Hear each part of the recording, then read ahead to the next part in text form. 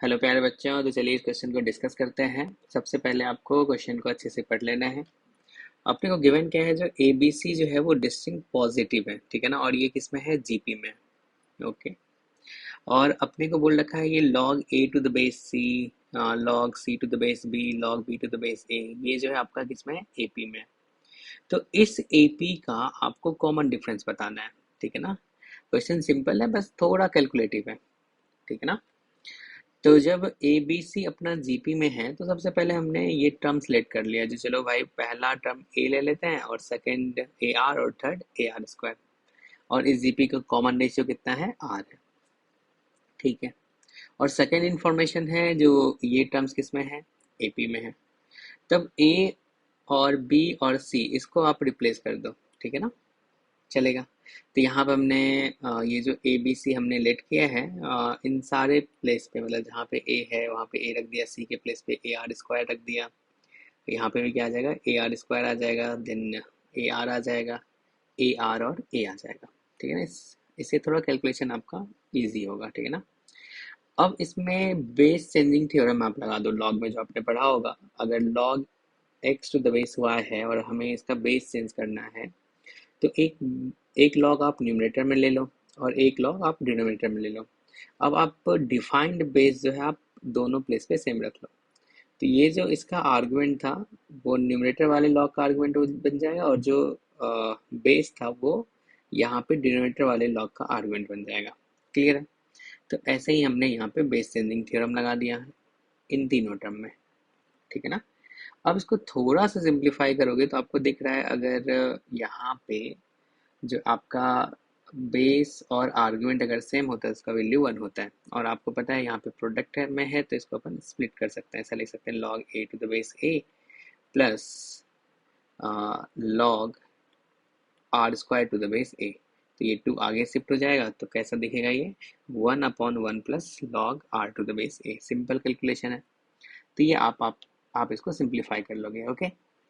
अब यहाँ पे एपी में है, तो एपी में आपने पढ़ा था अगर कोई भी 3 नंबर अगर एपी में है, ठीक है ना, तो अपन ऐसा बोल सकते हैं 2 times B equals to A plus C, ठीक है ना।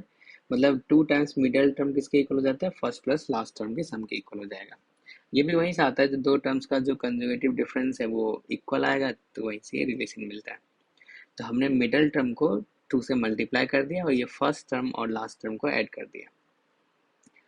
अब हमने देखा यार, सारे प्लेस पे क्या आ रहा है, log are to the base A आ रहा है। तो क्यों ना log are to the base A को एक्स बोल दिया जाए, ठीक है ना। तो हमने इसको एक्स के इक्वल लिख दिया, चलेगा। तो अब ये क्या आ जाएगा, यहाँ से 2 से अगर मल्टीप्लाई कर दोगे तो 2 प्लस 2 इंटू 2 4 हो जाएगा, 4 इंटू एक्स, ठीक है ना। तो ये हमने सिंपली इसको लिख दिया। अब सिंपल कैलकुलेशन है। आप सबसे पहले ये जो राइट हैंड साइड है, इसको सिंप्लीफाई कर लीजिए। तो एलसीएम में क्या आ जाएगा, 1 + 2x आ जाएगा, देना। ये सिंपल कैलकुलेशन है, आप ऐसा कर लोगे। फिर हमने क्या किया, क्रॉस मल्टीप्लाई कर लिया। क्रॉस मल्टीप्लाई करने के बाद हमें एक तो एक्स क्यूब का टर्म्स मिला है, फिर एक्स स्क्वायर का टर्म्स भी मिला है, ठीक है ना। और एक्स और कांस्टेंट तो कैंसिल आउट हो जा रहा है, यहाँ पे 1 और ये 1 2 है और इधर भी 2 है।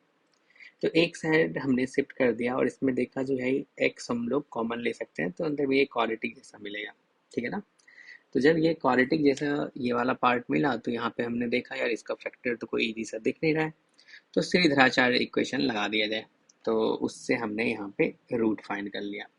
तो देखो एक्स का 3 वैल्यू आया, ठीक है ना। एक्स का एक तो ये वाला वैल्यू है, दूसरा ये है और तीसरा ये है, चलेगा। 3 वैल्यू आया।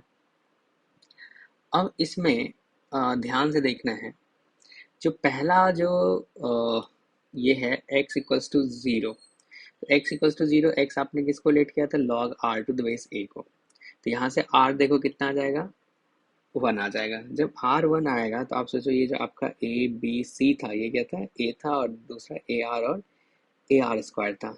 तो अब सोचो आर का वैल्यू अगर 1 रखोगे तो क्या ये तीनों टर्म्स जो है वो इक्वल हो जाएगा, लेकिन अपने गिवन क्या है, ये सारे डिस्टिंक्ट है, यानी कि ये तो पॉसिबल नहीं है, ठीक है ना। तो इसको हम लोग रिजेक्ट कर सकते हैं, चलेगा। अब अपने पास एक एक्स का वैल्यू ये आया, दूसरा एक्स का वैल्यू ये आया, अभी इसको ऐसे ही रहने देते हैं। जो तुमने एक्स को सब्स्टिट्यूट किया था वो तो यही था, ठीक है ना। तो ये एपी में था, और एक्स को एक्स एक्स इसके प्लेस पे आपने लिखा था log r to the base a के प्लेस पे, तो यहाँ पे ये आ गया। अब सोचो अगर कॉमन डिफरेंस है ये, तो कॉमन डिफरेंस क्या होता है एपी का? दो कंजुगेटिव टर्म्स का डिफरेंस। तो चाहो तो इसको इससे माइनस कर लो, चाहो तो इसको इससे माइनस कर लो, ठीक है ना।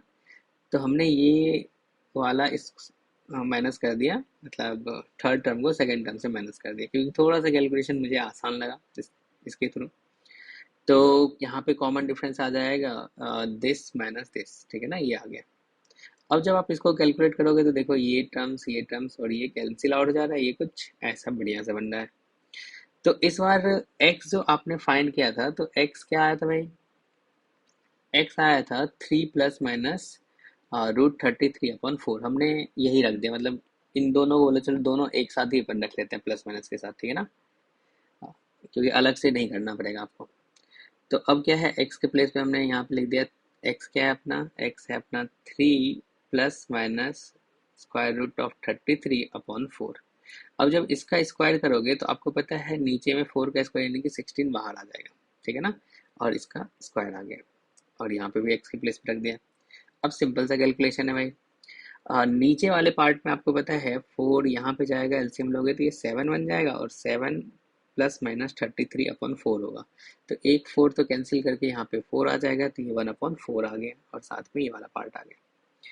अब आपको दिख रहा है जो अगर इस वाले टर्म को 6 से मल्टीप्लाई कर दें तो अपने को ऊपर वाला टर्म मिल रहा है। तो देखिए प्लस माइनस करते तब भी यही आता, तो एक साथ करने से आपको फायदा है। तो इन दोनों को कैंसिल कर दीजिए, तो यहाँ पे क्या आ गया, इसके प्लेस पे 6 आ गया, ठीक है ना।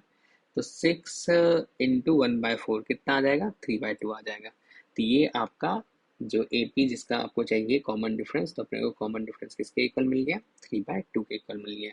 तो यानी कि इस क्वेश्चन का जो पहला ऑप्शन है वो करेक्ट है। ओके।